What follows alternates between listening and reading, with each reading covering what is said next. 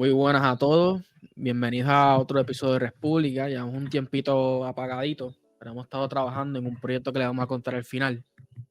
Pero hoy vamos a hablar de lo que es China, la economía china y, ¿verdad? Y un poquito de historia en general, desde lo que es el Kuomintang, Sun Yat-sen y todo eso, hasta la época moderna para poder comprender a China.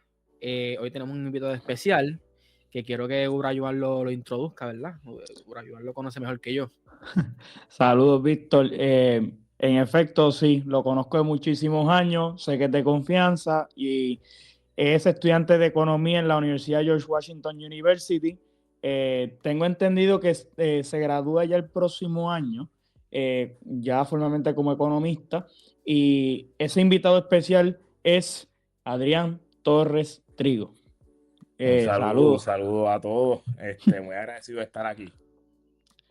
Bueno, Víctor, da una breve explicación de cómo era antes la economía de China, porque mucha gente tiene esta gran pregunta de cómo opera, si es un sistema capitalista, si es un sistema socialista, o sea, pero antes de eso, me gustaría que tú des una breve introducción de cómo funcionaba antes China, previo a la revolución socialista de Mao Zedong. Pues mira, eso fue lo que estaba hablando antes de comenzar el podcast con Adrián, que me gusta que indagara, porque aunque sí tengo conocimiento de que, como dice Adrián, que tiene algunos rasgos socialistas, pero a mi entender una economía bastante desigual, que es una de las razones por la que al principio, cuando lo que es el Kuomintang o la República China, antes de lo que es la guerra civil, que estuvo un tiempo existiendo, se ven desarrollo en ciertas grandes ciudades, pero lo que es en el área rural, lo que es ¿verdad? En los peasants, como decían los agricultores y todo, realmente no se veía mucho desarrollo. Pero yo quisiera que Adrián indagara también más en ese aspecto, porque, ¿verdad? Ya empezamos a comentar sobre eso. Porque voy a ser bien honesto, yo sé mucho de la economía china, pero me considero un experto más, hasta cierto punto, en lo que es la China en la actualidad, obviamente en la transición de la economía de Mao a Deng Xiaoping. Eh, Cuando se trata más de la China antes de la Revolución Socialista, sé bien cómo sucede la historia, pero en los aspectos económicos yo pienso que Adrián lo puede explicar un poco mejor.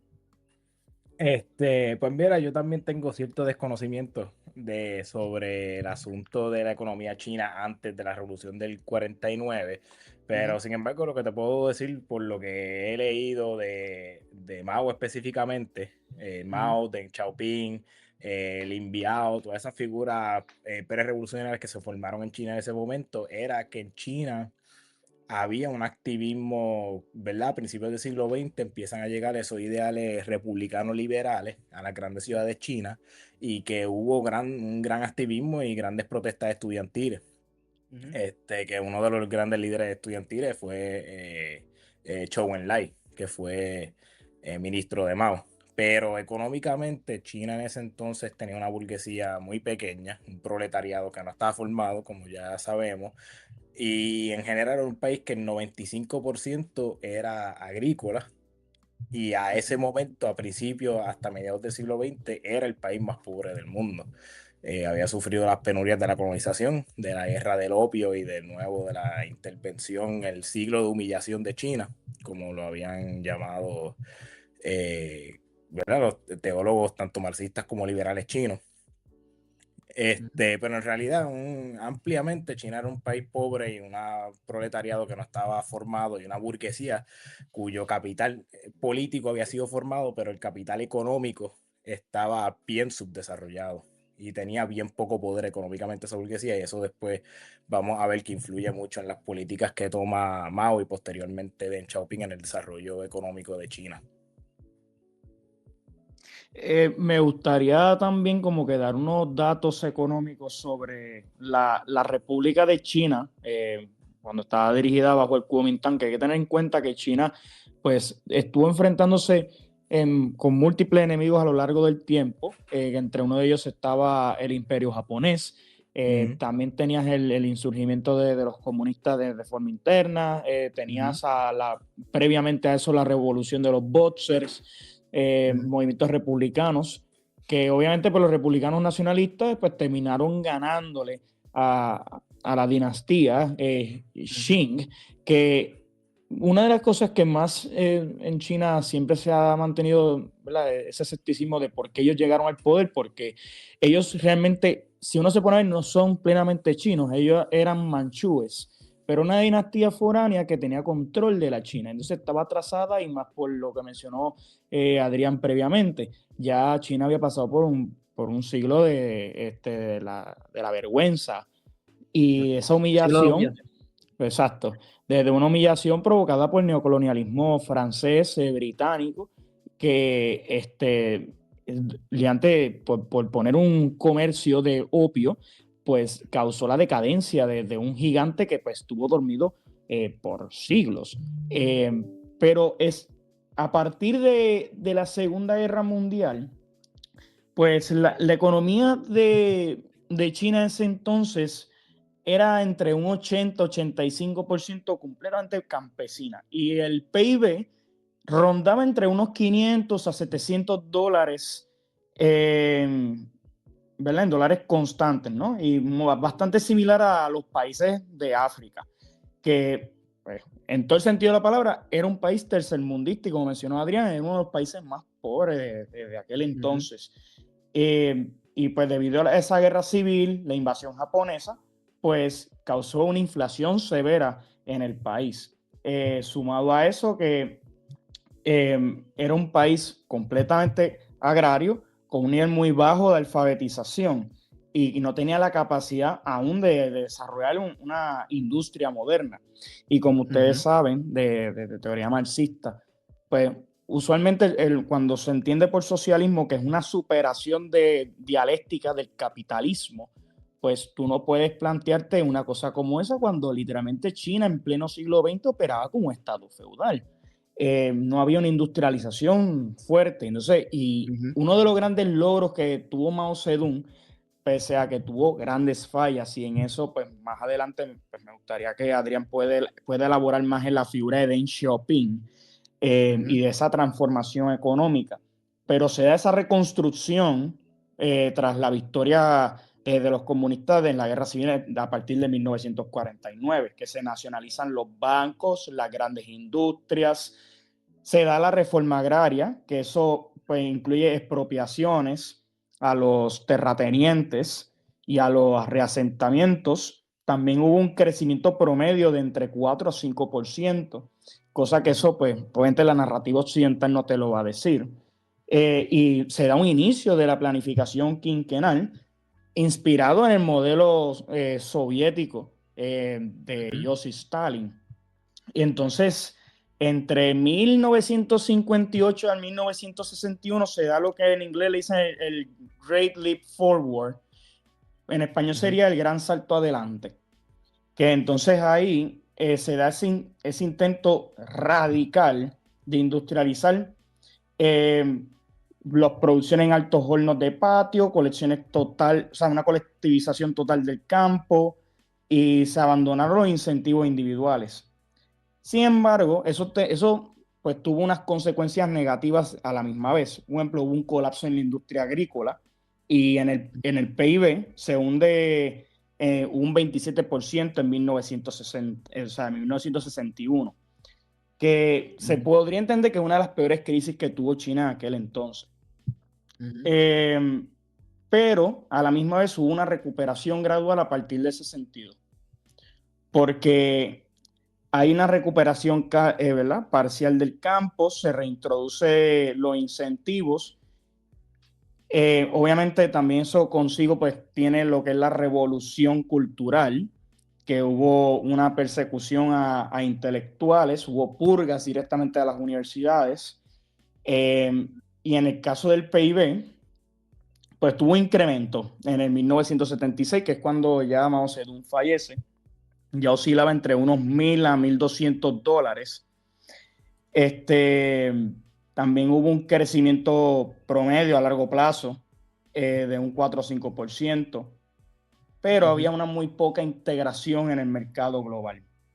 Y entonces, pues dejando ese punto claro y contexto económico del que tenía China, pues me gustaría que pues Adrián pudiese elaborar de esas grandes reformas económicas que hace Deng Xiaoping a partir de 1978 en China, que una de sus citas más impresionantes y que demuestra el gran pragmatismo que tenía este gran líder político chino era: no importa si el gato es blanco o negro, mientras case ratones es un buen gato.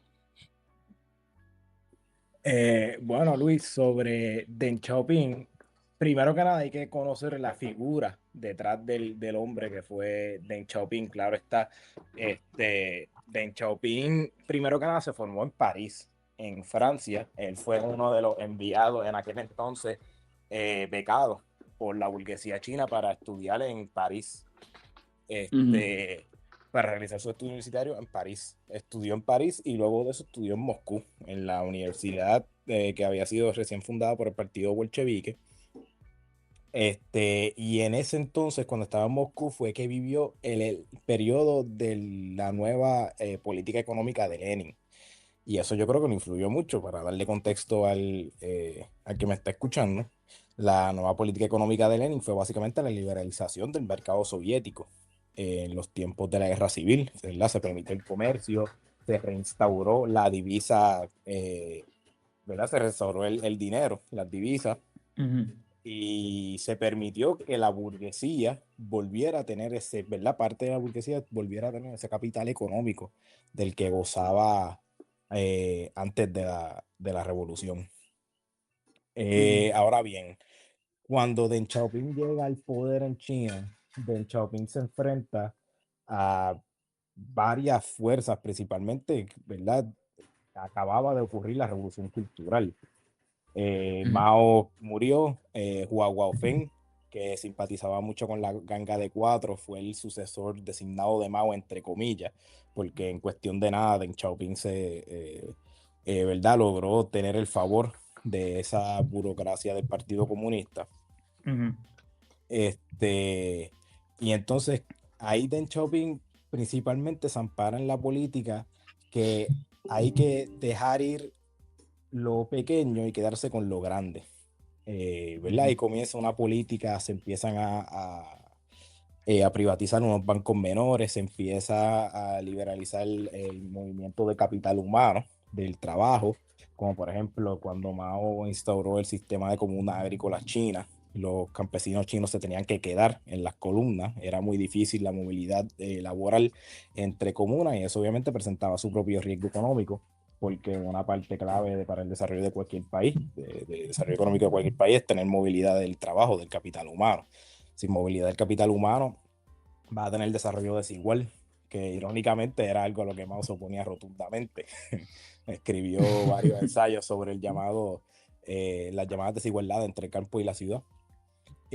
Pues dentro de ese contexto, ¿verdad? Deng Xiaoping abre, me parece que son 11 zonas francas alrededor de China. La más famosa de esta es Shenzhen, que hoy ya se ven los resultados. Shenzhen es más rico que muchos países europeos en el momento. Ahora mismo el PIB per cápita de Shenzhen específicamente equipara al de Francia, y fue precisamente por esa liberalización que Deng Xiaoping hizo.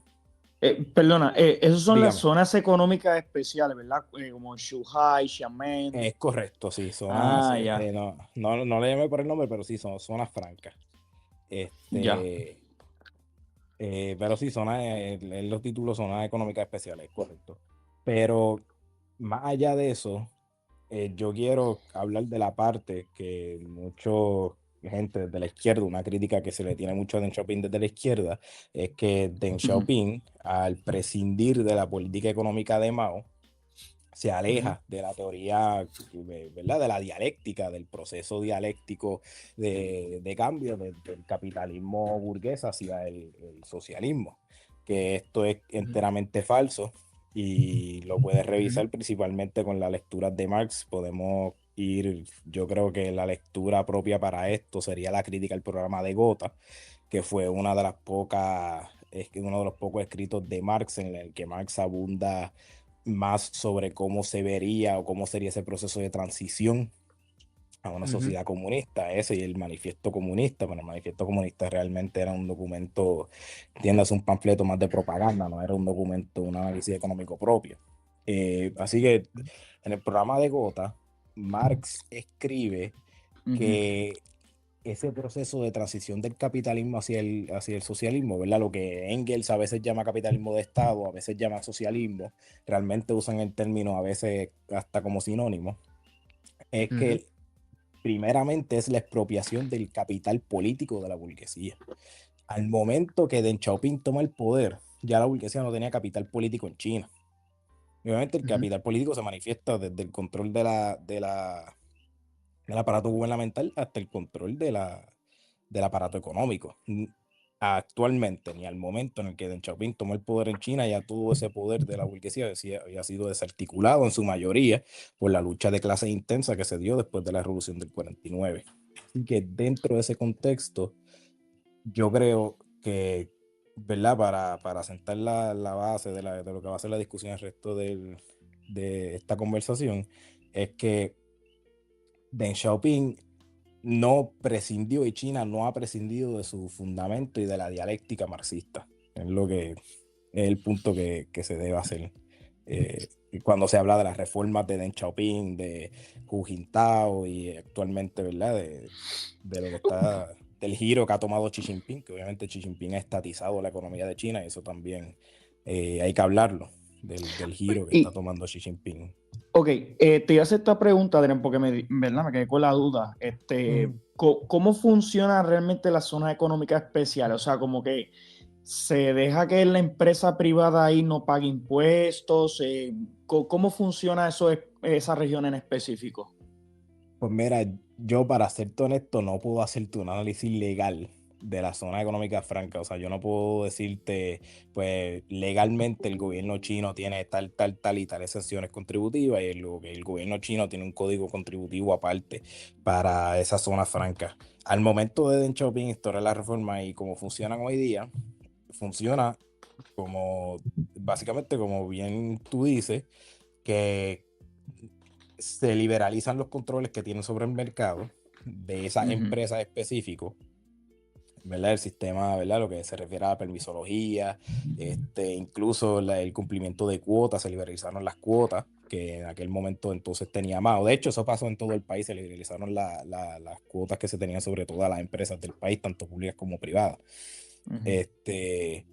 Pero la zona económicas especiales se puede reducir básicamente a eso que dice Luis, que es que hay taxes bajos, movilidad de capital humano, bueno, movilidad tanto de capital en general como de capital humano y del trabajo liberalizado, Ujú. y un sistema de cuotas que a partir de esa reforma de Deng Xiaoping, de lo que en inglés se llama Reform and Opening Up, la reforma y apertura, pues dejó de impulsarse sobre esas zonas económicas especiales. Ya. Ok. Sí, es una de las más cosas que quería tocar de China, porque como dice Adrián, que una crítica a esta izquierda que dice que China no es socialista, porque o no sigue el modelo económico soviético, o no sigue tal modelo, tan pensamiento, que a muchos se les olvida lo que es el marxismo, y el marxismo-leninismo es sobre todo científico, la economía es una ciencia. Esto no, crear socialismo no es mañana ganó la revolución, es propio todo, ya somos un país socialista, comunista, para nada. Y una de las cosas que quería tocar es sobre, por ejemplo, ya lo mencioné en un episodio, pero quiero volver a mencionar para poner un contexto en China, de por qué a pesar de que China definitivamente tiene un mercado privado que está sujeto al Estado, es esclavo del Estado en gran medida. Hay otros países socialistas, por ejemplo, la Unión Soviética, durante Stalin y durante Lenin, porque es cierto que Stalin se aparta de lo que es el New Economic Policy, por incluso bajo Stalin había un sector privado. Ojo, este sector privado estructuralmente no eran empresas privadas como lo conocemos en Occidente y hoy día en China, eran completamente cooperativas o, por ejemplo, agricultores independientes. Sin embargo, gran parte de los productos, es decir, algunos radios, alguna ropa, diseñadores, incluso la comida, gran parte, más del 40% de Stalin, lo hacían cooperativas privadas. So, creo que también hay que hacer una gran diferencia en lo que es el mercado privado de China hoy día y cómo funciona a cómo es la Unión Soviética y existía en la Unión Soviética. Claro, hay una Unión Soviética antes y después de Stalin, ¿verdad? La Unión Soviética de Khrushchev. Pero, y lo que hoy día China como tal no es menos socialista meramente porque se ha adaptado, en el caso de Deng Xiaoping, a necesidades materiales de su país, ¿verdad? Y, por ejemplo, las zonas económicas, ¿verdad?, especiales que hablamos es una. Y, por ejemplo, hay personas, un ejemplo español, Adrián Díaz, que China dice que China es capitalista, porque simplemente tiene empresas privadas y hay competencias de estas empresas privadas dentro ¿verdad?, del país. Y también me gustaría aprovechar este episodio para poder dejar bien claro el por qué China es socialista. El socialismo no es meramente, en el socialismo marxista, es un periodo de transición. Y en el periodo de transición hay que decir ciertas reformas necesarias. China definitivamente no es una economía planificada como la Unión Soviética. Hay un mercado privado más libre, entre muchas comillas, si se le puede decir. Hay más inversión extranjera. Pero también se han hecho unas reformas y está en proceso de construir lo que es el comunismo, como lo ven los chinos. De hecho, creo que Xi Jinping hace poco hizo un discurso hablando del tema. Volvió a replantear el marxismo como el movimiento principal de lo que es China como tal, de la República Popular China. Fíjate, Víctor, eso que menciona de las empresas privadas en China, ¿verdad? Que muchas personas, incluso dentro de la izquierda, mencionan la existencia de un sector privado significativo en China como argumento, ¿verdad? Como prueba de que China no se está dirigiendo hacia el socialismo, no está construyendo una sociedad socialista, es la particularidad del socialismo de mercado que ha adoptado China. Y que Correcto. ya había sido sintetizado desde los 1930, por ejemplo. Tenemos los ejemplos de Ava P. Lerner, de Joan Robinson, de Oscar Lange. En este último hago énfasis que Oscar Lange publicó un libro en el 38 que se llama La teoría económica del socialismo, en el que Lange plantea que ese espíritu de competencia reemplazado por uno de cooperación no necesariamente aplica a una sociedad socialista en etapas principales, porque de nuevo, parte íntegra de la definición marxista de lo que es el socialismo en etapas más avanzadas o el comunismo es que haya abundancia. Entonces, la abundancia es la capacidad social de suplir las necesidades de todos sus ciudadanos, con o sin diferencias de empleo, con diferencias de ingreso, perdón, o de riqueza, que es lo que plantea también el matemático italiano Vilfredo Pareto, lo que llama un óptimo de Pareto, que es básicamente en el que todo el mundo en la sociedad, ¿verdad? La utilidad de cada persona, cada agente dentro de la sociedad es maximizado sin que la utilidad del otro sea sacrificado, entiéndase, una abolición de la explotación.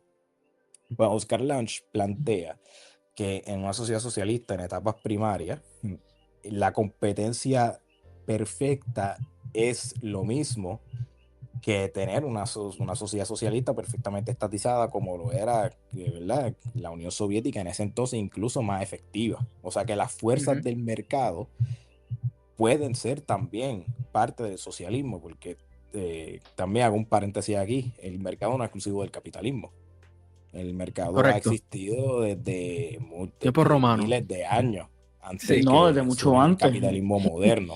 Desde la sí, antigua Grecia. desde mucho antes, pero di Roma un ejemplo en el sentido de que Roma es definitivamente una de las economías más desarrolladas del mundo antiguo y que podemos tener muchos ejemplos como el mercado y la planificación económica y también un mercado privado coexistían. O sea, la economía romana es súper interesante. Y oye, y la gente tiene que entender que el mercado no nació con el capitalismo. O sea, simplemente el capitalismo lo que hizo fue reordenar a partir de unos factores claves de sus condiciones materiales, que entre una de ellas la revolución industrial y la segunda, el ascenso de la burguesía al poder político, que entonces cuando se ordena la economía va a ser a base de unos entes privados que van a dictar políticas de forma indirecta hacia el Estado, porque eligen a sus representantes, los sobornan o simplemente se meten en la política, pero controlan la política de la empresa privada. O sea, es como yo desde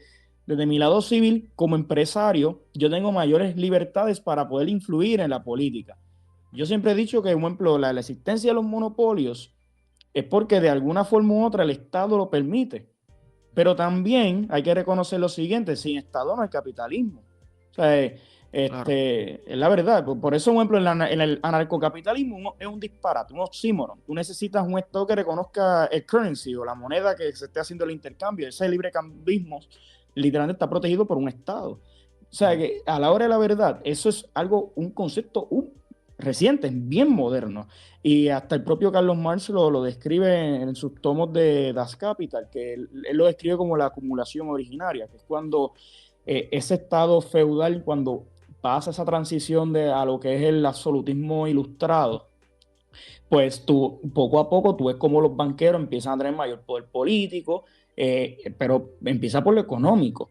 Después empiezan las conspiraciones, la ilustración para tratar de sacar a los monarcas, porque ya el modelo mercantilista estaba atrasado por su sistema de impuestos que pues impedía a que estas personas pues pudieran crecer.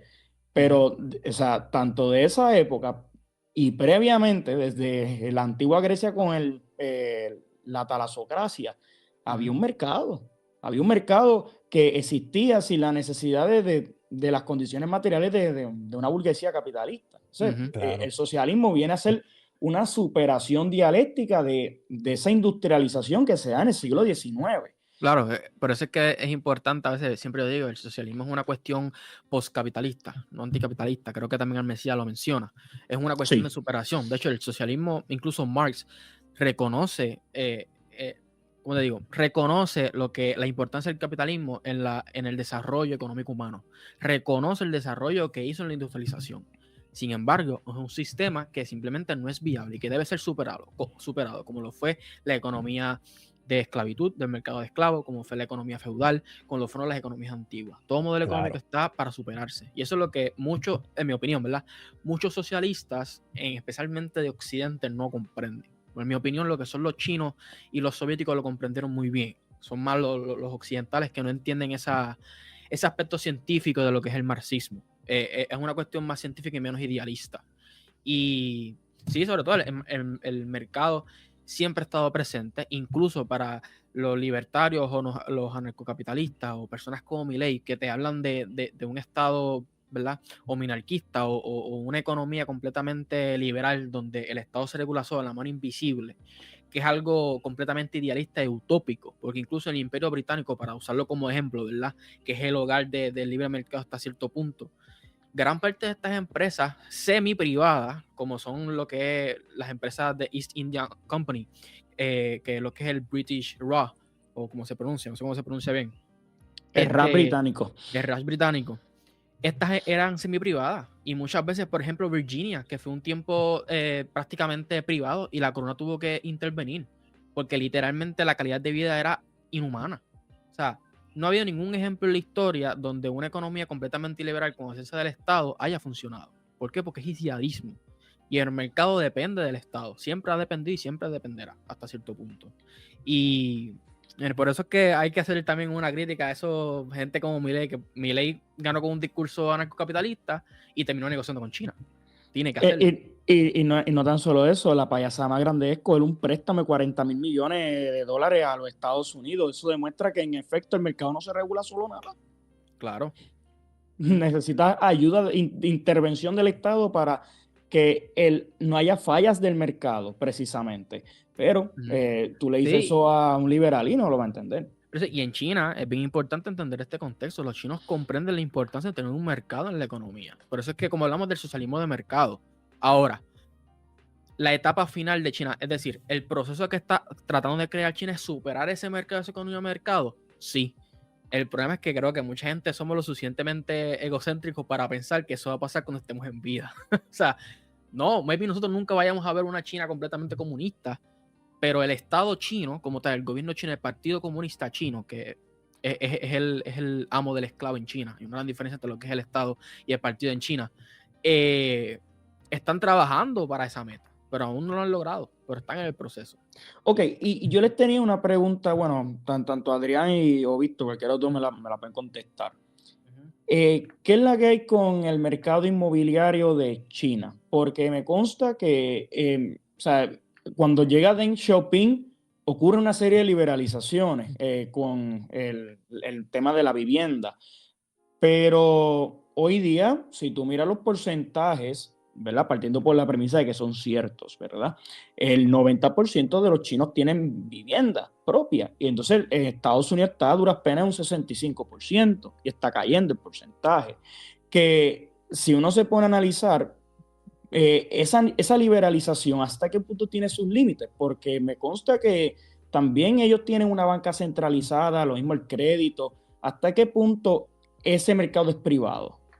Bueno, es que primero es que el tostón del mercado inmobiliario en China tiene muchos matices.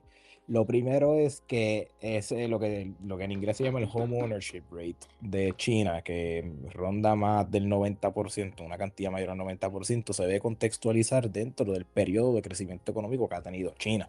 Como por ejemplo, Puerto Rico y Estados Unidos no han crecido tanto en los pasados 30 años, relativamente, pero China ha tenido un crecimiento anualizado de más del 6-7% anual. Eso significa que alguien que hace 30 años estaba en la clase media baja, ahora mismo se puede encontrar en una clase media sólida y robusta con un amplio presupuesto para el consumo y para adquirir viviendas.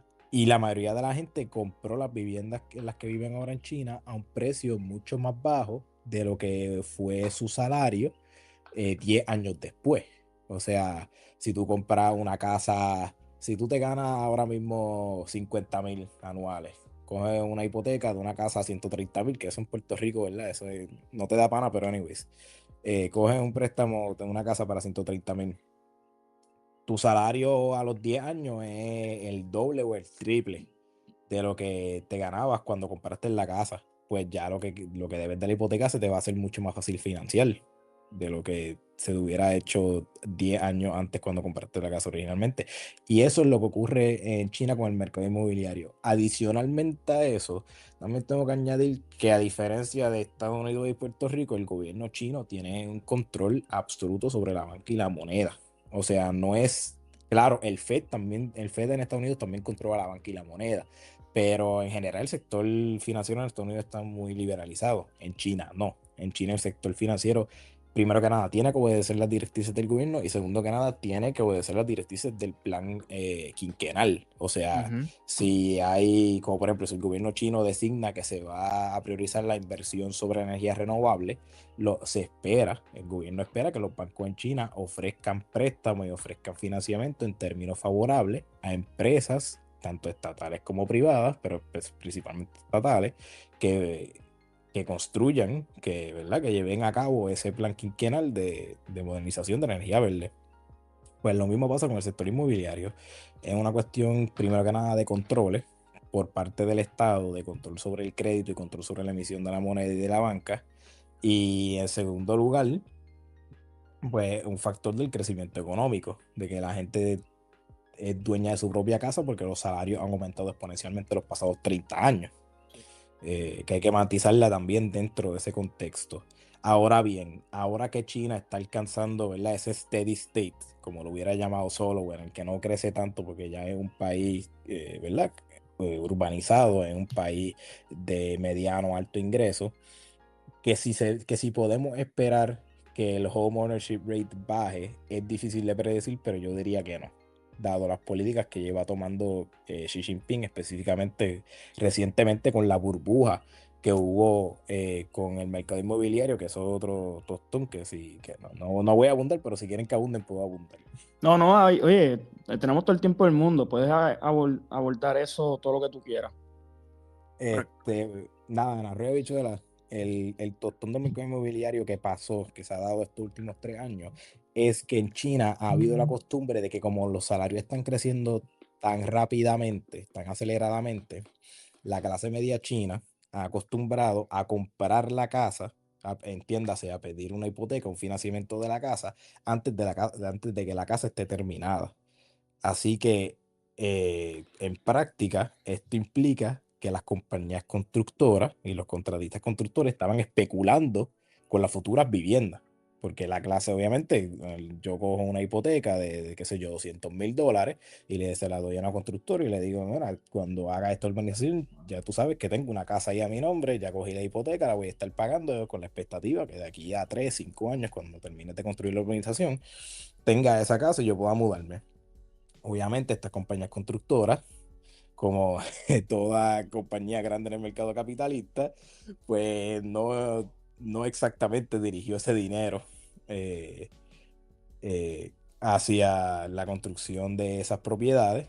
Lo gastaron en, qué sé yo, en activos o en... Hubo un chanchullo de que hubo un mal manejo de fondos en masa de todas estas compañías. Obviamente, pues, ¿qué pasó? Pues cuando las otras inversiones que hicieron no tuvieron los retornos esperados, entonces tuvieron que cerrar y tuvo que venir el gobierno de China a hacerle, entre comillas, no me gustó usar la palabra bailout porque la palabra bailout está bien mal utilizada, pero tuvieron que en parte nacionalizar esas empresas y darle la liquidez necesaria para que entonces pudieran construir las casas que la clase media ya las había pagado y que ya habían tomado la hipoteca para pagar. Pero de nuevo, todo esto eran parados en que China iba a seguir creciendo. Y todavía sin estos esquemas. Mientras China siga creciendo, al paso que va, van a seguir habiendo estos esquemas van a seguir fracasando cuando los porcentajes de crecimiento chinos no sean los apropiados. Ok. Es que yo había leído hace un tiempo atrás y no sé, porque acuérdate que también las noticias pueden ser un poquito engañosas, pero de que en China es común ver un montón de apartamentos vacíos, precisamente por los problemas que hay de la cuestión inmobiliaria, con esa especulación y más con cuando estalla la burbuja, pues muchos de los que habían invertido inicialmente por esas casas, pues se quedaron sin la vivienda. Eso muchas veces, eso que ocurre es exactamente la inversa de lo que, porque en China se da lo que acabo de escribir, entonces se da la inversa de eso, que específicamente el gobierno, en los gobiernos principalmente estatales, no el gobierno central, provincial, como dirían en China, el gobierno provincial hace un préstamo, una inversión, le da...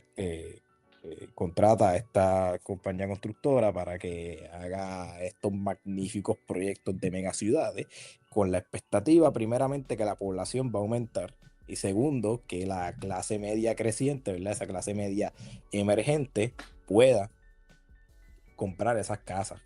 Entonces, ¿qué pasa? Que en China, si ¿verdad? Los economistas fallan en la predicción y el salario real en la provincia no creció el porcentaje que se estimaba que se crecía, pues como resultado tiene esta ciudad de fantasma, porque tiene, ¿verdad? Casas, apartamentos, unidades inmobiliarias, ¿verdad? Que el consumidor que se supone que las compra termina no comprándolas, porque no tuvo el aumento del salario esperado para poder comprarlas. Esto por un lado es bueno porque mantiene el precio de las casas bajo en China. O sea, en China tú no vas a ver una burbuja en el mercado inmobiliario ni tampoco vas a ver que los precios de las viviendas suban como está pasando en Puerto Rico por eso mismo. Pero por otro lado es un mal gasto de recursos porque tiene al gobierno provincial tomando deudas, emitiendo bonos, principalmente con el gobierno central, que de hecho ese es otro tema también que podemos discutir. Los gobiernos provinciales en China están bien altamente endeudados, en parte por eso mismo. ¿Verdad? Emiten una cantidad grande de deuda al gobierno central y eso después pues, termina siendo una mala administración de fondos. Me imagino que estos pueblos fantasmas o estas provincias que están sumamente endeudadas con, ¿verdad? Con esos megaproyectos para atraer población, imagínate que están más en el oeste de China, ya que creo que es casi el 94% de la población china se encuentra en el este, en lo Yo que hacía, es la metrópoli. yo hacía un tiempo atrás, yo había visto unas grabaciones por internet de una ciudad que literalmente era una copia de París y está en Eso sí. China. Sí, yo creo que ya he visto algo Y, así. y es un pueblo fantasma porque los precios al menos de esa vivienda están muy elevadas. Pero por eso pregunto que si, me imagino que muchos de estos pueblos fantasmas, de estas megaciudades que no hay muchas personas, son proyectos en el oeste de China, porque recuerdo haber visto una estadística hablando de que gran parte de la población de China está en el este y muchos se concentran en lo que son las metrópolis de China porque es donde más se encuentra trabajo. Eh, Obviamente me imagino que en el campo es donde más encuentran los precios más baratos de vivienda, pero es por la poca cantidad de personas que viven en el área. Recuerdo haber visto unas estadísticas al respecto. Que sí, que es una cuestión de atraer población, que hay muchos países que hacen algo parecido, hay muchos países que incluso le dan un pago a las personas si se van a vivir allá, por necesidad ¿verdad? De población que necesitan.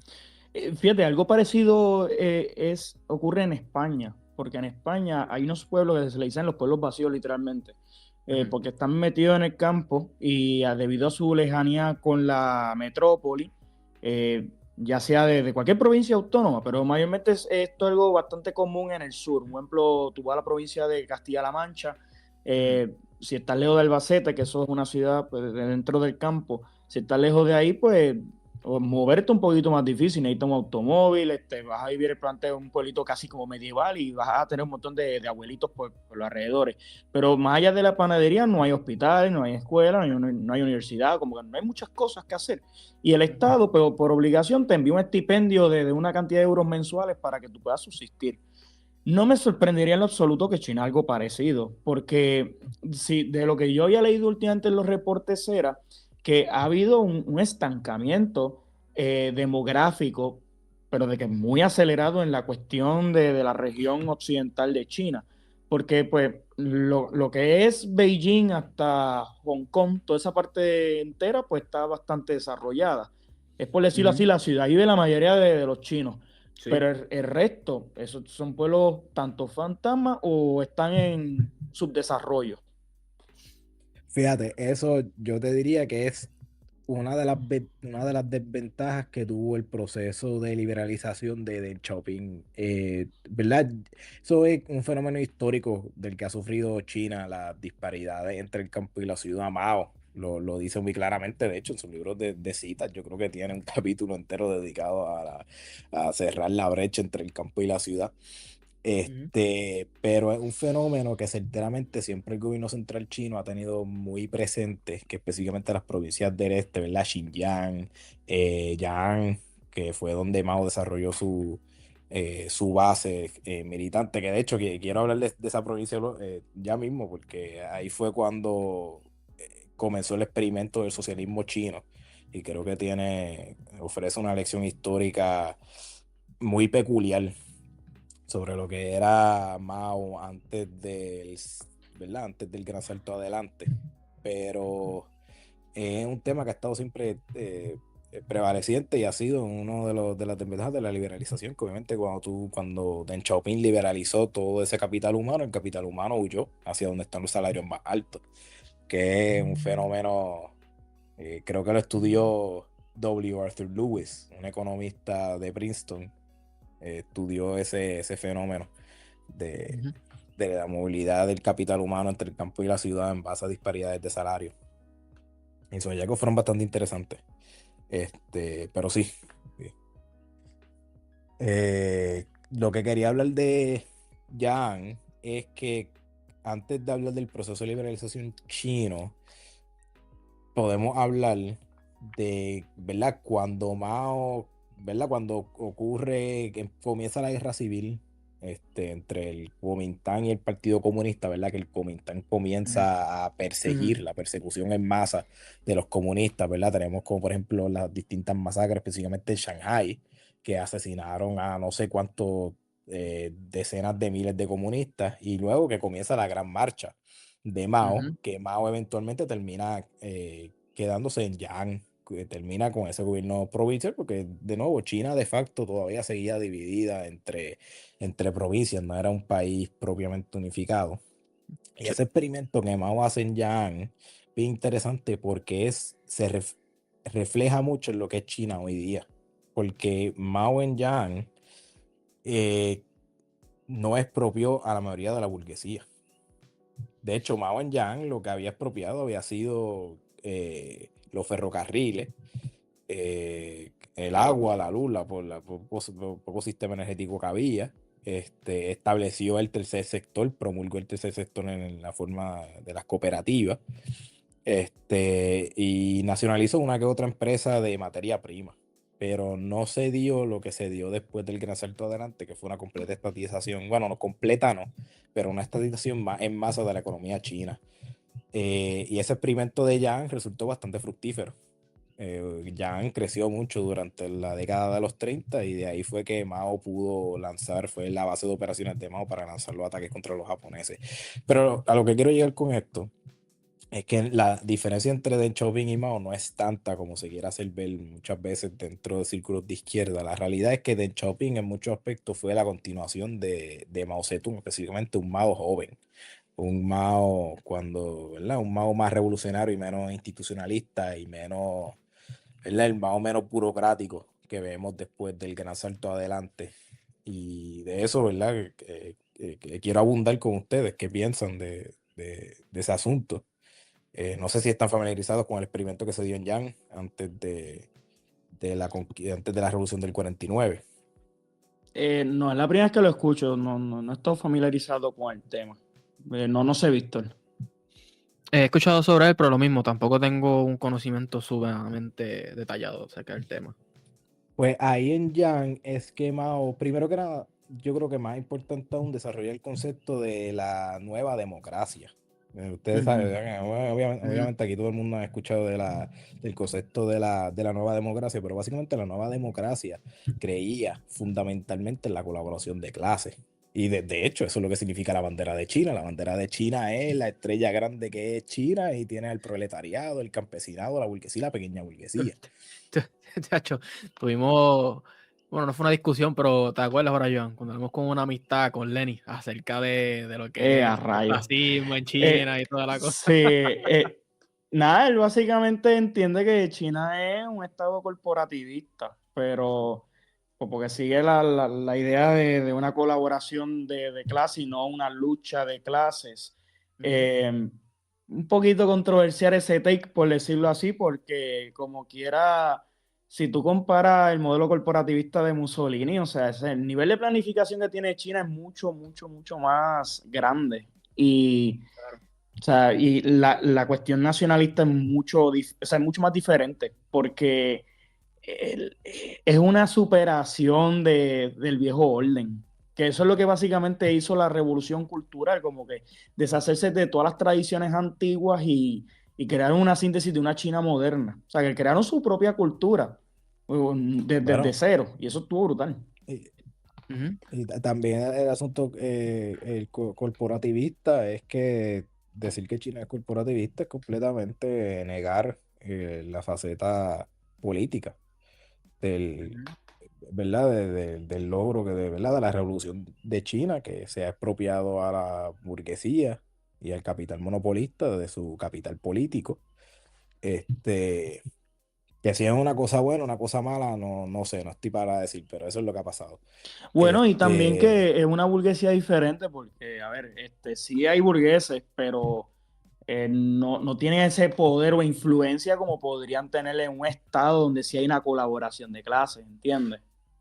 Todo burgués en China está por debajo del Partido Comunista Chino. Y los burgueses que están dentro del exacto. Partido Comunista Chino son miembros del partido y tienen que poner al partido como ente prioritario. Eso es lo que algunas personas no entienden de cómo funciona lo que son los burgueses, los CEO, el sector privado, a diferencia, por ejemplo, de un país como los Estados Unidos. Sí.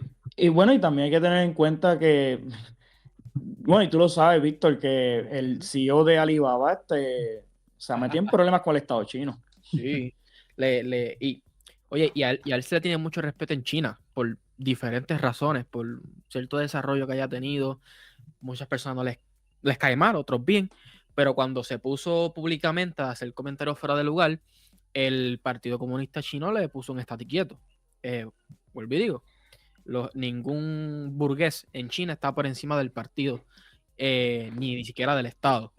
Y así es que debe de ser. Y acuérdate que también está la diferencia entre una economía fascista corporativista a la economía china. Si tú estudias, por ejemplo, lo que es el nacionalsocialismo de Hitler, él cooperaba con los burgueses.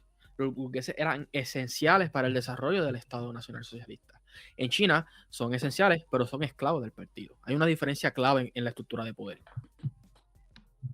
Sí, Bueno, y definitivo. también parte de, ¿verdad? Esa síntesis de la nueva democracia desarrollada por Mao, que Ujú. no es necesariamente una cuestión de que los burgueses estén por debajo o por encima del Partido Comunista, es que esa toma de decisiones, de nuevo, al expropiar, y me gusta usar esta palabra, mala mía, al expropiar el capital político de la burguesía de China, de la burguesía, la pequeña burguesía, el capital monopolista, mm, se democratiza en esencia el proceso de construir la economía, de desarrollar esas fuerzas productivas. Y eso fue lo que Mao, ese fue el experimento que Mao comenzó en Yang, y el experimento, ¿verdad?, que se llevó hasta la Revolución del 49. Y obviamente a partir de esa interpretación de la nueva democracia de Mao, que Mao, ¿verdad?, suelta el término a principios de la Segunda Guerra Mundial, pero a partir de esa interpretación de la nueva democracia de Mao, es que entonces comienza en China el ciclo, ¿verdad?, desde el 49 hasta el 70 y... ¿Cuándo fue que murió Mao? 74. 76. Hasta el 76, desde el 49 hasta el 76 se tiene ese intercambio entre políticas de izquierda en China y políticas de derecha. Obviamente la izquierda era liderada, ya tú sabes, por Mao, por Hua Guofeng, por la esposa de Mao, cuyo nombre no recuerdo, y la ganga de cuatro, cuyo nombre no recuerdo, que representaban la izquierda del Partido Comunista, y Deng Xiaoping y Zhou Enlai, que representaban la izquierda, y otro nombre La esposa de Mao que... era Jiang Qing. Jianqing, sí, que era actriz, de hecho, cuando Mao la conoció. De estrella de cine a militante de la extrema izquierda. Muy bien. Pero Yo le digo la praxis peronista. sí, exacto, precisamente, sí. Al igual que esa era la Evita Perón en China. Literal. Oye, me puse a verificar, Adrián, la lista o sea, de deuda que tiene ahora mismo las empresas inmobiliarias en China. Y te digo, esas deudas están salvajes. O sea, por ejemplo, la empresa China Evergrande Group dice que tiene 300 mil millones o sea, en dólares en deuda.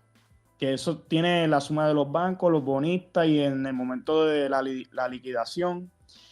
También está Country Garden Holdings, que dice que tiene una deuda offshore en su proceso de reestructuración y su deuda oscila en los 14 mil millones de dólares. Y China Banque Corporation Ltd, que dice que tiene pasivos con intereses, interest bearing liabilities, de unos 364.3 mil millones de yuanes.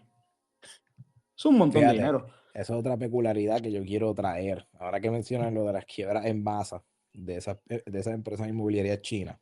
Uh-huh. Si eso hubiera pasado en Estados Unidos, si en Estados Unidos hubiera habido una especulación en masa de los estados más grandes, qué sé yo, si que hubiera estado en California, Texas, Nueva York, que hubieran habido empresas inmobiliarias multibillonarias especulando con el dinero de la clase media, luego yéndose a la quiebra, eso hubiera resultado en una crisis de grandes proporciones. Eso hubiera sido un tostón gigante para el FED y para el Tesoro. Pero ¿por qué en China no fue así? Porque China estructuralmente no es un país capitalista. Bueno, sí, tienes razón, porque, por ejemplo, mira cómo Estados Unidos pasó por una recesión porque Lehman Brothers infló la especulación inmobiliaria. Eso fue una sola compañía y desbarató el mercado por completo. Y eso fue una nada más. Mira esto, te mencioné tres y yo sé que hay más, tienen que haber más. Pero, y entonces ahora eso me surge otra duda. ¿Es cierto que el Partido Comunista Chino tiene acciones en todas las empresas de China? Bueno, no sé si en todas las empresas, pero Todas, China, de verdad, China tiene el fondo de inversión soberano más grande del mundo. Ok. Tienen inversiones. Yo sé que en todas las grandes empresas establecidas en China, el Partido Comunista tiene inversiones.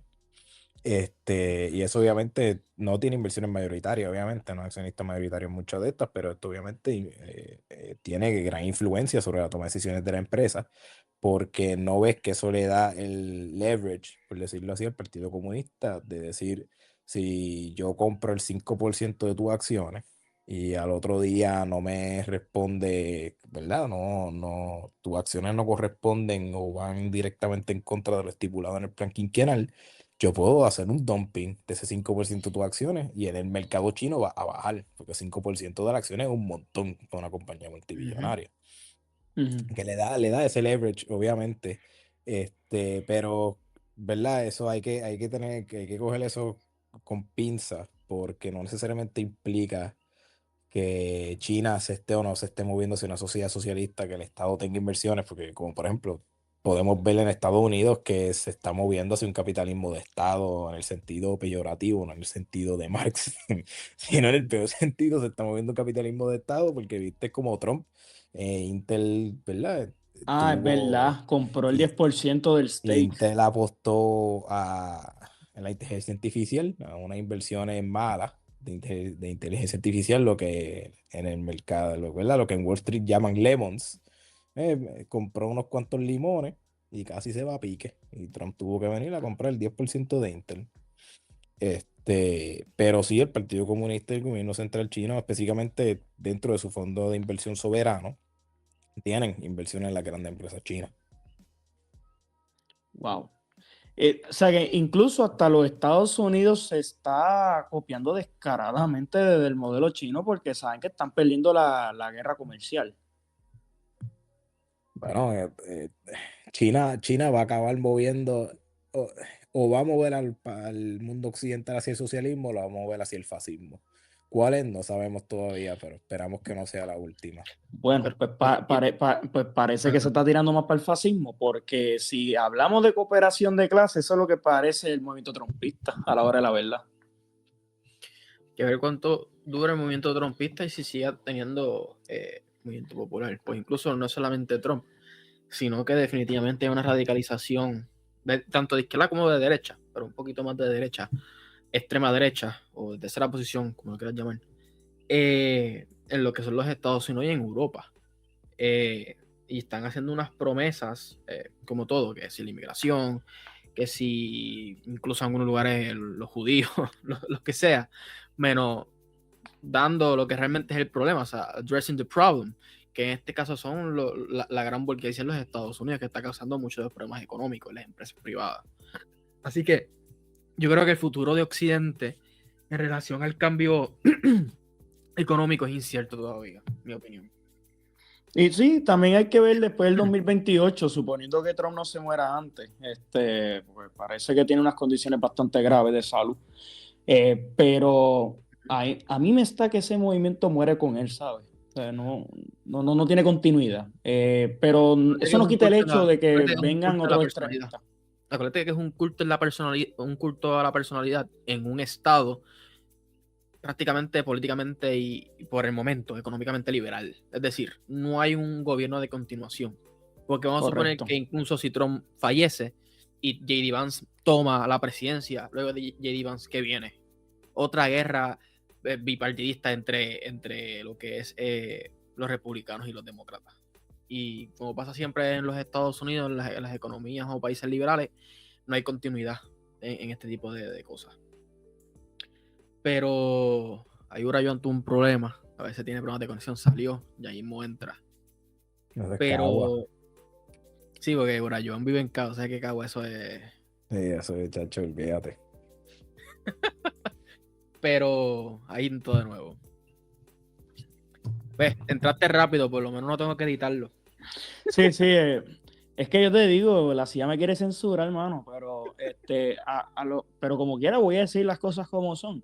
O sea, después de Trump, no sé si va a haber un proyecto continuista, no sé si J.D. Vance va a hacer lo mismo, porque acuérdate que este cuatrienio ha sido un desastre, o sea, no ha habido una política concreta, o si no hay mucha inconsistencia. Claro. Él empezó con unas promesas y tú sabes que pues Israel controla los Estados Unidos y pues él ha hecho todo lo contrario a lo que él prometió en principio. O sea que para mí, ese proyecto autoritario que él quería imponer multigeneracional se va a colapsar, pero puede resurgir si surge otro populista así como él y no Es creo que sea J.D. posible. Vance.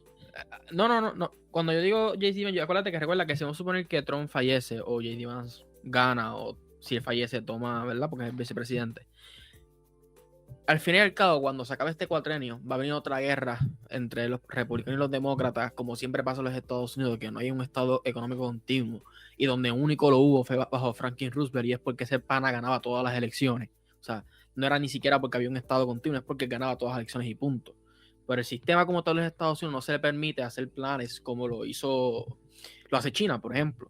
Porque los únicos casos que podemos hablar de un estado económico continuo, de planes económicos y políticos continuos, es en el siglo XIX. Y con todo y eso es muy debatible, porque hubieron muchas crisis que resultaban en la guerra ideológica dentro del gobierno de los Estados Unidos entre los partidos. ¿Sabes que me acordaste de algo que había dicho hace un tiempo atrás? Cuando yo estaba en la Interamericana, dio una conferencia un economista que se ganó el premio Nobel, de hecho, se llama Joseph Stiglitz. Él escribió un libro que se llama Capitalismo Progresista. Y entonces, en su conferencia... Ese libro es bueno. Abro paréntesis para decir ese libro es bueno. Pero, ahí está. Ya saben, endosado por el economista Adrián Torres Trigo, recomendación de República, leerse Capitalismo Progresista. Ahí está. Bueno, pues sí, él básicamente estaba discutiendo cómo literalmente China lo que ha hecho es copiar el modelo económico de los Estados Unidos durante Franklin Delano Roosevelt. O sea, él dice que el liante ha calqueado esos modelos, la política del buen vecino, en la cuestión de la diplomacia del tren, todos esos aspectos buenos de Estados Unidos durante la Segunda Guerra Mundial y la cuestión del New Deal, lo han ajustado con sus características chinas, su socialismo, y ha funcionado. O sea, es un modelo exitoso. Y entonces Estados Unidos, pues por apostar al neoliberalismo, se ha ido para atrás. O sea, la disminución del Estado ha tenido unos problemas serios de recesiones económicas que pues aquí todos nosotros tres sabemos la que hay. Pero a mí siempre me sorprendió ese comentario de que realmente China en un punto dado sí vio como inspiración a Roosevelt para hacer esas reformas económicas en el país. Bueno, sí, también en general dentro del movimiento, principalmente dentro del movimiento marxista-leninista, no sé si esa combinación de términos está sintácticamente correcta dada la situación, pero la voy a usar. Ha habido una admiración, ¿verdad? Empezando por Lenin, que Lenin admiraba lo que ellos llamaban el Fordismo de los estadounidenses, ¿verdad? Como Henry Ford logró automatizar la producción. Generalmente los soviéticos de Lenin, ¿verdad? Los economistas, Feldman, Kondratiev, Bukharin, pensaban que esa producción en masa que se había originado en los Estados Unidos y que los americanos estaban esparciendo por el mundo, que iba a ser la solución a los problemas de abundancia que enfrentaba la humanidad. Y yo creo que los chinos también ¿verdad? Al principio tenían esa misma tesis, que esas técnicas de producción avanzada americana, ese espíritu innovador estadounidense, que iba a ser el futuro de una sociedad socialista y que se debería emular dentro de los parámetros de la propia sociedad socialista. Así que no me sorprende para nada que Stiglitz diga eso, y me parece que es bastante acertada. Es bastante acertado el diagnóstico de Stiglitz. Wow. Lo otro que yo tenía de duda era, bueno, ya esto tiene que ver más con la economía china, pero en el mundo exterior. ¿Cómo funciona el sistema de préstamos chinos para el desarrollo, ejemplo, de infraestructura pública, ya sea, un ejemplo, trenes, construcción de puertos, etcétera? Porque yo he visto que ellos tienen una gran flexibilidad en hacer inversiones a largo plazo en África, mayormente. Han ayudado mucho a Burkina Faso, también o sea, todo lo que es la Confederación del Sahel. Ellos han estado bastante presentes en el inversionismo. Lo mismo en América Latina, o sea, han tenido una presencia notable. ¿Cómo ellos hacen ese acercamiento económico? Porque yo sé que Estados Unidos hace eso, pero sé que cuando lo hace Estados Unidos, pues, o hay un cambio de régimen, entre comillas, hay un derrocamiento militar o algún tipo de esas cosas, pero ellos son bastante diferentes en cómo hacen el acercamiento del inversionismo privado fuera del país. Bueno, es que en un mundo globalizado, todos los países necesitan inversión extranjera para desarrollarse. Necesitan inversión extranjera y en algún momento ellos también invertirán en el extranjero. Así como funciona la articulación de la economía globalizada. Pero los préstamos que da China, bueno, primero que nada, China obviamente compra bonos emitidos por países latinoamericanos y países africanos. Bonos que en los mercados regulares no están muy bien valorados. China los compra a los precios de emisión, que ipso facto es un préstamo que es más favorable al país que emitió el bono antes que a China, que es el país que compra el bono. Y encima de eso, las inversiones de China pues funcionan como con cualquier otra lógica comercial. El empresario chino y la empresa estatal china dice, pues, qué sé yo, Etiopía necesita un ferrocarril que conecte desde Addis Ababa hasta un puerto en Djibouti. Pues lo hacemos nosotros. Y Pero eso nos va a dar un lo hace el gobierno chino o lo hace una empresa privada china que tiene participación en el Partido Comunista. Han habido ambas. Han habido a veces de empresas Interesante. estatales chinas y a veces de empresas privadas chinas, principalmente en el asunto de la tecnología y de la farmacéutica. Yo diría que son empresas privadas muchas veces. Pero en cuestión de infraestructura, casi todas son empresas estatales. De hecho, la empresa que ahora mismo controla la energía, la transmisión y distribución de energía en Lima, es una compañía estatal china. Que es una de las peculiaridades de la privatización, ¿verdad? Porque la privatización, pues, si lo hace una empresa privada, va a ser más efectiva y el Lima se la vendió desde la empresa estatal peruana a la empresa estatal china. ¿Cuál es la diferencia? No hay diferencia. Pero que China pues opera como cualquier otro país que quiera hacer negocio en igualdad de condiciones con otro país. Nosotros invertimos si hay una oportunidad de que haya un retorno al ingreso. Esto difiere importantísimamente de los Estados Unidos y de los europeos, porque los Estados Unidos y los europeos cuando hacen comercio con el tercer mundo y con los países subdesarrollados, operan, aunque ellos no lo admitan, operan bajo la concepción racista de que esta gente son inferiores a nosotros. Nosotros venimos a colonizarlos, ¿verdad? Como pensaban sus ancestros. Lo que pasa es que ahora ha cambiado. Ahora, en vez de decir te vamos a cortar, bueno, voy a dejarlo ahí, pero ustedes pueden imaginar por dónde iba. ¿Verdad? Usan la excusa de las causas progresistas para hacer cambio de régimen. Pero los europeos y los estadounidenses Saludo a operan. Venezuela. Exacto. También. A Uganda también, que tuvieron un tostón con eso el otro día. Pero los chinos no. China, cuando hace comercio con un país en desarrollo o subdesarrollado, lo trata de igual a igual, de par en par. Tú eres mi compañero de negocio, nosotros vamos a hacer negocio, yo invierto en tu país solo si hay una oportunidad de retorno de inversión. Y otra cosa que también quiero abundar es que dentro de la izquierda han habido estas críticas a China de que China hace imperialismo económico sobre estas inversiones, ¿verdad? Con estas inversiones que hacen en países en desarrollo, en vías de desarrollo. Y esto yo lo veo como estoy totalmente en desacuerdo porque de nuevo, China no está obligando a ningún país a comerciar con ellos. China trata al gobierno y a los empresarios de ese país de par en par. Si es un partnership que nos beneficia, pues vamos a hacerlo. Y si no te beneficia a ti o no me beneficia a mí, pues no lo vamos a hacer.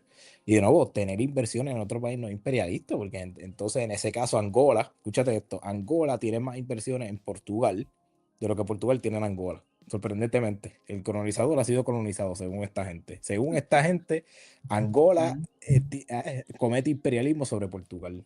Obviamente sabemos que ese no es el caso. Pues es la misma lógica con China.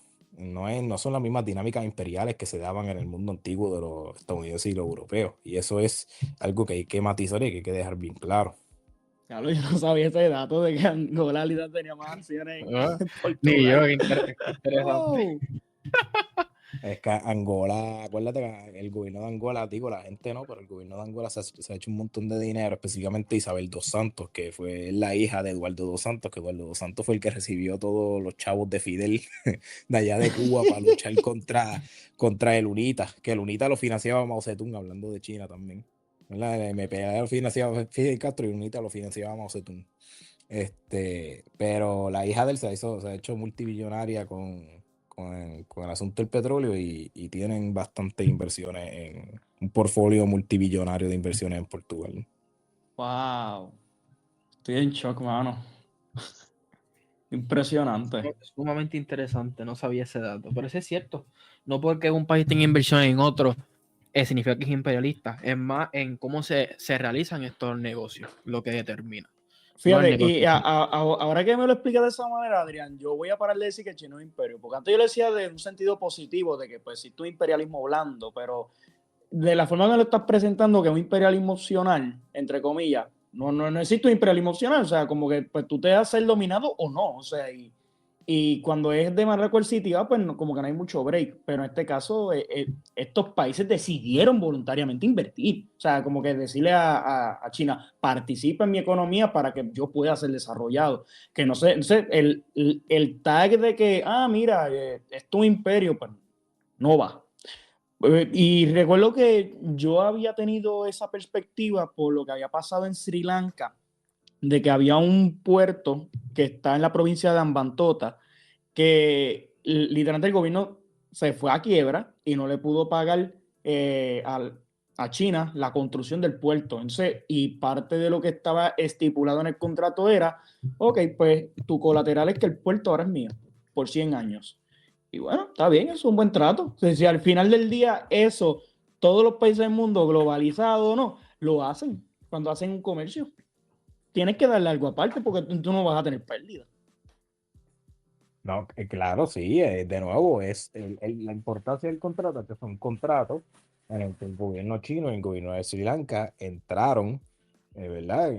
Voluntaria y opcionalmente, firmado por ambas partes en igualdad de condiciones. Esa palabra es muy importante, igualdad de condiciones, que China no intercedió ni manipuló ningún gobierno, pues tanto política como económicamente, para que entonces optara por tomar los préstamos chinos versus los préstamos estadounidenses o los préstamos europeos. Y ahora mismo esa tendencia se va a intensificar, porque tú lo ves principalmente con el cierre y el desmantelamiento total de USAID. O sea, ¿quién ustedes creen que va a cubrir ese vacío que dejó USAID? Lo va a cubrir los chinos, lo van a cubrir los chinos porque la Unión Europea no tiene la voluntad política y de nuevo se han resignado a ser la marioneta de Estados Unidos, a ser la realidad. Hasta el propio Friedrich Merz lo admitió el otro día. Europa es la marioneta política de Estados Unidos y eso se tiene que acabar. Imagínate cuán mala está la cosa para que un demócrata cristiano diga nosotros somos la marioneta de Estados Unidos. Obviamente ese vacío lo va a cubrir China.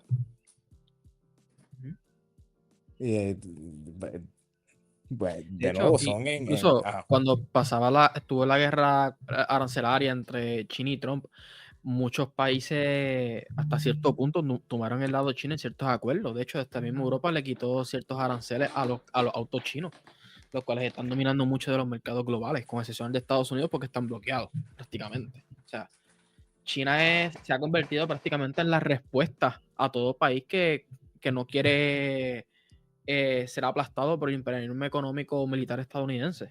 A diferencia de la Guerra Fría, que aunque sí pasaba con la Unión Soviética, alinearse con la Unión Soviética era un poquito más complejo. Con China no. Los chinos son un poquito más abiertos en ese sentido. Donde no está Estados Unidos, ahí está China.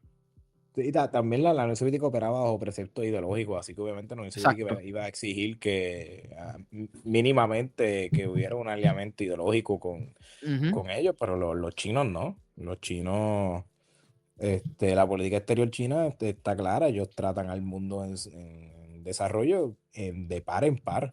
China no hace intervenciones en otros países, China no manipula las elecciones de otros países. China no le dice a otros países vamos a quitarte la ayuda entre comillas, porque China tampoco da ayuda, que eso es algo que yo veo positivo.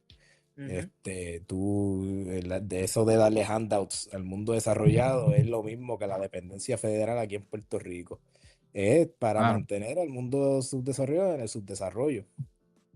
Sí, de hecho, una de las cosas que yo siempre he dicho es que cuando yo veo organizaciones así internacionales que se dedican dizque, a enviar ayuda, ya sea alimentos o que si materiales, juguetes, lo que sea, o cosas médicas a países en África, esos son ONGs que vienen de la Unión Europea para esclavizar a esos gobiernos con una deuda adicional.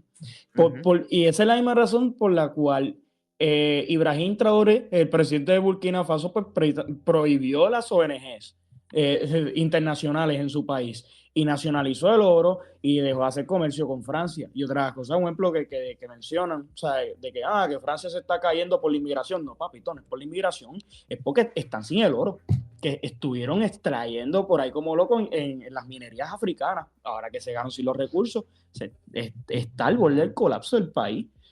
Pues, porque al final del día, ese modelo utópico que tienen ahí de socialdemócrata, entre comillas, de un montón de servicios gratuitos, depende de la explotación del tercer mundo. Y como ya no lo están pudiendo hacer, pues están en una declive económica. Y por eso es que la Unión Europea se sostiene a base del ONGismo, que eso es un concepto pues, que sale del neoliberalismo y de la nueva gestión pública. Ya yo sé que me estoy metiendo más en cosas teóricas de administración pública, pues porque pueden ser muy fuerte, pero parte de imponer ese modelo teórico en los gobiernos es que, pues parte por la lógica o premisa de que es paradigmático que tener un gobierno chiquito es lo mejor que hay, porque te da eficiencia y corre como una empresa privada.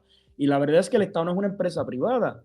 Hay que brindar unos servicios sociales, hay que desarrollar a la economía. ¿Cómo tú puedes achicar un gobierno que de por sí en cualquier situación no es óptimo, pero como quiera? ¿Cómo tú vas a reducir un gobierno y sus funciones cuando tú tienes una población que a duras penas no tiene acceso a educación, no tiene industria nacional propia y es completamente dependiente de empresas foráneas que vienen a extraer recursos minerales de tu país? Pues tú tienes que buscar una opción. Y ciertamente China vendría a ser esa opción que, como bien menciona Adrián, trata de par en par al país con seriedad como si fuera un adulto y no como un niño colonizado. O sea, los liantes les ha dado la soberanía de tomar las decisiones. Sean buenas o malas, fue decisión de ellos. No a diferencia del colonialismo europeo y estadounidense, que pues su forma de reprimir es mediante la violencia militar. Al menos se ha visto unos avances en ese sentido. Ya a la posterioridad de la Guerra Fría, que ahora estamos en la Segunda Guerra Fría y se le puede decir de esa forma. Claro. Ujú. Sí. Pero tenía algo en mente, pero quería comentarlo y se me está olvidando. Hay muchas cosas que tocar, pero por el momento han Ya me tocado. acordé. Espérate, antes que cierre, Ajá. ya me acordé. Este- Ok. Ah, Hice el clutch del año. Ok. Mira, Adrián, te iba a preguntar, ¿qué tan cierto o falso es que China tiene unos ordenadores que se encargan de analizar la economía por diferentes sectores para evitar o sea, posibles fallas en el mercado y analizar los posibles riesgos? O sea, algo bien parecido a lo que era el CyberSyn China tiene un de, OAS. pues, Bueno, sí, bueno, bueno, más similar al CyberSync de Salvador Allende.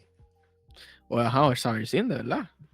Yo Sí, sé, sí, sí, sí. yo había leído de que China sí tiene un plan a futuro de descentralizar un poquito más la economía con este sistema, pero no conocía que tuvieran este tipo de computadoras ya presentes en lo que es en su economía. Bueno, sinceramente no es un reflejo perfecto de lo que era el CyberSyn, pero sinceramente China sí tiene, bueno, y casi todos los países del mundo tienen esto, porque como por ejemplo el FED también hace uso de eso. El FED es el organismo, en la futura sociedad socialista yo digo que va a tener que tomar el FED de ejemplo, porque el FED es un ejemplo perfecto de planificación.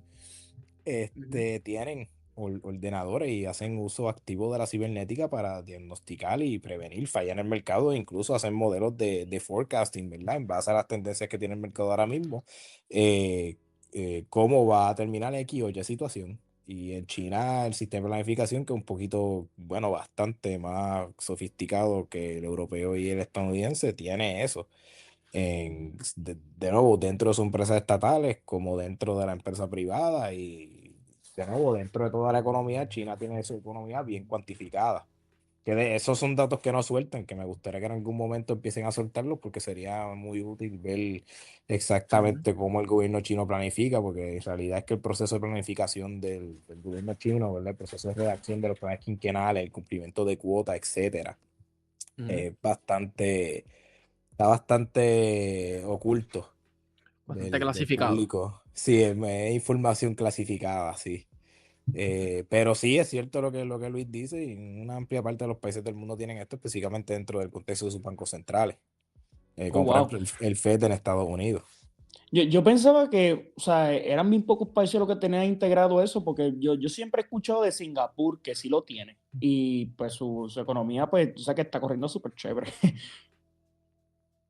Sí, bueno, es que yo sé de Estados Unidos, ¿verdad? Porque yo estudio en Estados Unidos, todas mis clases han sido alrededor de la operación de la economía estadounidense, pero conozco que el Fed en Estados Unidos tiene un sistema bastante sofisticado de planificación y de prevención de fallas en el mercado, como por ejemplo, tuviste en el 2023 con el Silicon Valley Bank que se fue a pique y el Fed pudo intervenir antes que el riesgo se convirtiera en un riesgo sistémico, y eso fue mediante mecanismos de planificación ya cibernetizados, si se puede usar la palabra. Mecanismos de planificación que un ordenador recibe la señal en el mercado. Silicon Valley Bank colapsó. El Fed de Nueva York tiene que empezar a emitir tal y tal activo para entonces poder cuajar con el sistema y que el riesgo no se vuelva sistémico. Ya, ok, Interesante. qué cool. Aprendí algo nuevo que me ha volado la cabeza. Yo no sabía nada de esos detalles. No, no, ni yo. Oye, son muchos datos. Eso es bueno para un video, de hecho. Los próximos videos de economía. Sí, Aparte del podcast, pues, nosotros hacemos también unos videos, ¿verdad? Otro tipo de contenido. Bueno, el, Eh, el, el Fed, ujú. añado, el Fed es lo más socialista que hay en este hemisferio. Posiblemente después bueno, no voy a decir, pero posiblemente una de las cosas más socialistas que hay en este hemisferio. Porque el Fed, acuérdate que el Fed tiene representación de todos los sectores de la sociedad americana. O sea, tiene en los boards de los Feds regionales, ¿verdad? El de San Luis, Nueva York, ¿el FED es eh, público-privado? Kansas. El Fed es público, totalmente. Ok. El Pero Fed tiene no mucha tiene. influencia del mercado privado en las decisiones. Sí, obviamente sí, porque si no salva el mercado privado, la economía entera colapsa, si funciona el Claro. modelo americano.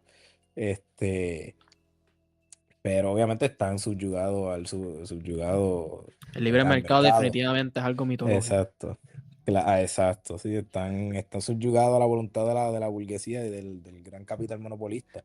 Pero el Fed tiene representación de todos los sectores de la sociedad americana. O sea, tiene hasta líderes comunitarios en su boards.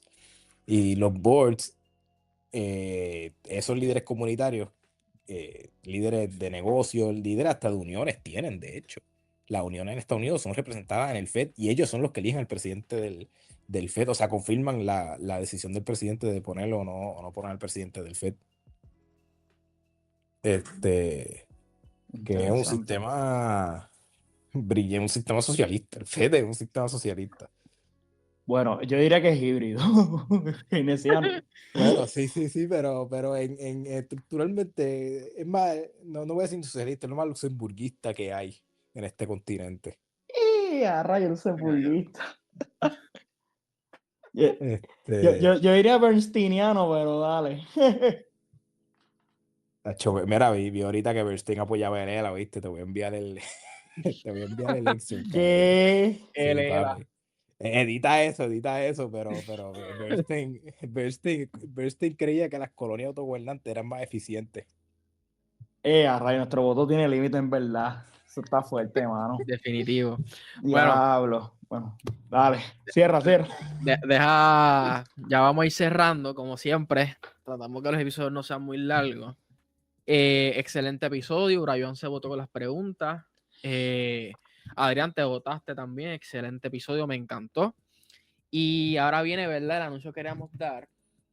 Que República, vamos a comenzar lo que es una editorial.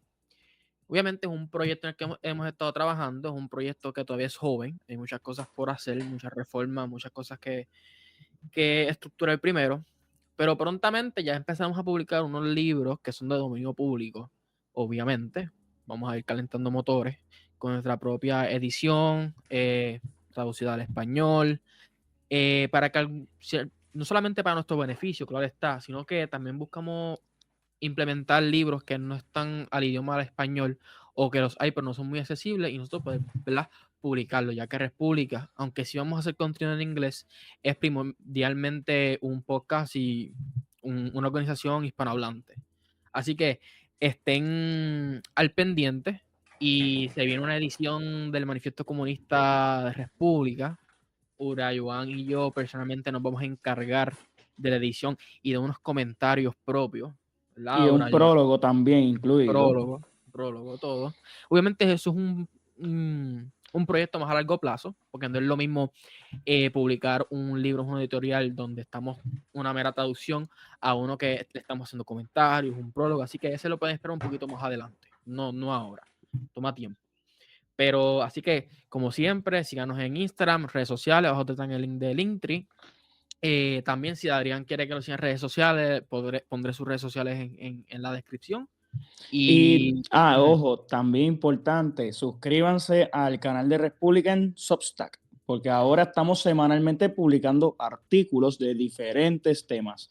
El más reciente que hicimos fue de mi autoría, Claudio y la historia olvidada de Roma. Es una publicación bien interesante de cómo un emperador que llegó a escribir 21 libros sobre la historia de los orígenes de Roma. También escribió 8 libros sobre la historia de Cartago, 20 libros sobre la historia de los etruscos y se desapareció por completo. ¿Quieren saber más de eso? Tienen que leer el artículo. También hice un artículo sobre Japón y también Víctor hizo otro artículo diferente sobre Japón. El mío fue más sobre el estancamiento económico que tuvo durante la década del 80. Más específico por los acuerdos de Plaza en 1985. Están bienvenidos para ver esos artículos, son muy buenas lecturas, no toman más de 15 minutos leerlos, son cortitos y bastante sencillos de entender. Lo mismo el de Víctor, que también te voy a dar el espacio para que pueda hablar de los artículos que has escrito. Sí, de hecho, el artículo que hice sobre Japón fue Urayoan Publisher del estancamiento de Japón en la trampa americana. Y a mí me gusta mucho Japón, el imperio japonés, aclarando por su desarrollo económico, no por algunas cositas que hicieron en la Segunda Guerra Mundial que no se hablan, ¿verdad? Y Mishima, Pero tienes que admitir que te gusta Mishima. sí, me gusta mucho Yukio Mishima como escritor. Pues son artículos relativamente cortos, claro, son un poquito extensos en el sentido de que hay detalles, pero vamos bastante directo al grano. O sea, cualquier persona es una lectura de 10 minutos, incluso a veces menos, pero ponemos los datos concretos, llegamos al grano para explicarte el desarrollo de la economía del imperio japonés, su colapso, y en el caso de Urayoan, que luego, que yo diría que es más la segunda parte, que habla del estancamiento en los 90. Quiero hacer otro artículo, pienso hacer un poquito más extenso, explicando tanto la política japonesa como ahora mismo como son prácticamente una colonia estadounidense en diferentes sentidos, y eso lo quiero hacer en conjunto a Urayoan. La razón de esto es porque estamos escribiendo estos artículos porque también deseo hacer un video bastante largo como el que hice de Nacionalsocialismo de 25 a 30 minutos y después luego dedicarle un episodio al podcast. Es decir, un tipo de serie continua de contenido sobre Japón. O sea, ese es mi plan. Así que al que le interese, suscríbase y a la campanita para que, ya sabes, le llegue la notificación cuando publiquemos las cosas sobre Japón. Correcto. Y también quisiera agregar otras lecturas que pues, he estado publicando. Hablé uno sobre el aceleracionismo, visto desde Nick Land, un filósofo inglés, sobre la presidencia de Donald Trump. Un análisis bastante intrigante, si lo querés leer, ya está un poquito tenebroso, fatalista. Hay otro que es del necroliberalismo. Tienen que leerlo para que vean qué significa necroliberalismo. También tengo otro artículo que es sobre el Leviatán y la importancia del orden de un Estado frente a la naturaleza humana. Así que hay una gran variedad. Tenemos desde historia, política, filosofía, economía. Se van a entretener. Y sí, y yo creo que serán todos nuestros anuncios a futuros proyectos. Adrián, ¿algo que quieras decir? ¿Te quieres despedir con algo? Para terminar, para concluir. No, nada, yo solo les agradezco por incluirme en esta conversación. Espero que en algún momento ¿verdad? Sigamos conversando de estos temas. Y nada, muy agradecido. Y dicho sea de paso, Adrián, estás invitado a que también, por ejemplo, si quieres publicar artículos en Substack de República con nosotros, puedes hacerlo. Tú eres de la casa. Y si en un futuro te interesa publicar un libro, también la editorial de nosotros está más que bienvenida para hacerse disponible desde tu primera publicación de libro de lo que desees. Pues cuando publique mi primer libro ya sé con quién va a salir. Ahí está. Bueno, mi gente, ya saben, suscríbanse, like y los veo en el próximo episodio.